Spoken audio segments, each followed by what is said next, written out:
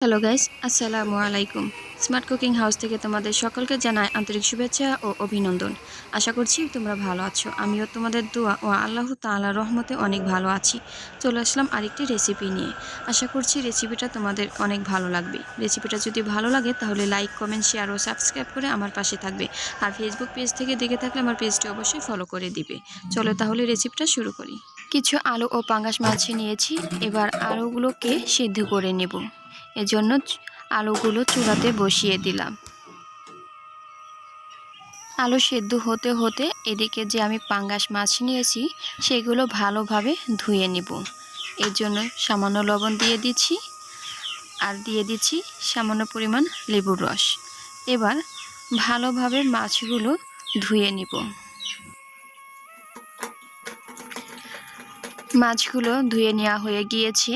এবার মাছের মধ্যে সামান্য পানি দিয়ে দিব আর দিয়ে দিচ্ছি 4 টুকরা লেবু। এবার সামান্য লবণ দিয়ে সেদ্ধ করার জন্য রেখে দিব। এখানে কিছু ধনিয়ার পাতা, একটি রসুন, কয়েকটি পেঁয়াজ, কাঁচামরিচ ও আদা নিয়েছি।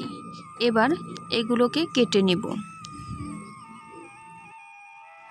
এগুলো কেটে নেওয়া হয়ে গিয়েছে। এবার যে আলু সেদ্ধ করতে দিয়েছিলাম সেগুলো নামিয়ে আলুর খোসা ছাড়িয়ে নেব। তার আগে পাঙ্গাস মাছগুলো চুলায় দিয়ে দিব সেদ্ধ করার জন্যে। আলুগুলো খোসা ছাড়িয়ে নিচ্ছি। আলুর খোসা ছাড়াতে এদিকে আমার পাঙ্গাস মাছগুলো সেদ্ধ করা হয়ে গিয়েছে। এবার মাছগুলো নামিয়ে নিব আর বাকি আলুগুলো ছাড়িয়ে নেব। আলু ছাড়ানো হয়ে গিয়েছে। এবার মাছগুলো একটি পাত্রে তুলে নিয়ে মাছের যে চামড়া আছে সেটি ছাড়িয়ে নিব এবং মাছের কাঁটাগুলো বেছে নেব। মাছের কাঁটা বেছে নেওয়া হয়ে গিয়েছে। এবার আলুগুলো পিষে নেব। এরপর দিয়ে দিব সামান্য পেঁয়াজ কুচি, কাঁচামরিচ কুচি, লবণ, ধনিয়ার গুঁড়া, হলুদ গুঁড়া, মরিচ গুঁড়া ও কিছু ধনিয়ার পাতা কুচি। এরপর ভালোভাবে মাখিয়ে নেব। মাখিয়ে নিয়ে গোলাকার শেপ দিয়ে নেব। এইভাবে সবগুলো গোলাকার আকৃতি শেপ দিয়ে নেব। আজকের রেসিপিটা খুবই ইউনিক হতে চলেছে। আশা করছি ভিডিওটা না টেনে সম্পূর্ণ ভিডিওটি দেখবে।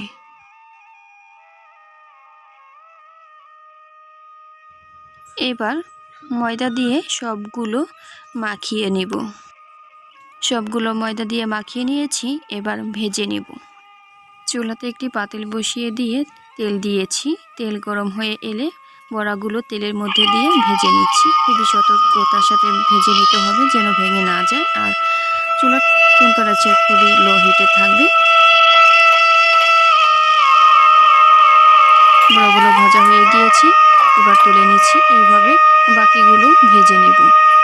রেসিপিটা তোমাদের কাছে কেমন লেগেছে অবশ্যই কমেন্টস করে জানাবে। আজ বিদায় নিচ্ছি। আবার দেখা হবে নতুন কোনো ভিডিওতে। সেই পর্যন্ত ভালো থেকো, সুস্থ থেকো। আল্লাহ হাফেজ।